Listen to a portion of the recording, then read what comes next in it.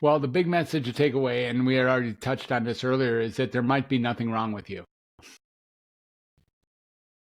Like, it's entirely possible that there's really nothing wrong with you, even though everyone thinks that there is something wrong with you, even though you think there's something wrong with you.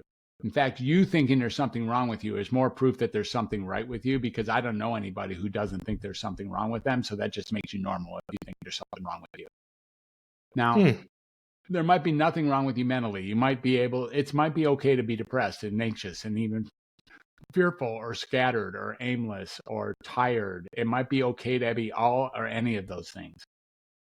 Being uncomfortable does not mean that there's something wrong with you. We don't blame a log for burning in a fire.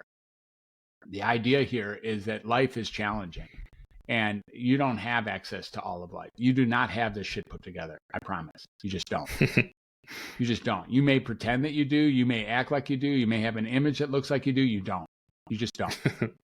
That's just, and if you, and you know, when you really start looking at it, you start realizing if you can embrace everything that's going on in the world, good and bad, right and wrong, terrible, painful, miserable, beautiful, wondrous, ecstatic, when you can get all of it as being what's just being served up in this lifetime of yours, you know, which is temporary in the first place, when you can get embracing all of life and managing as you do, just because that's the way you do it, there might be nothing wrong with you.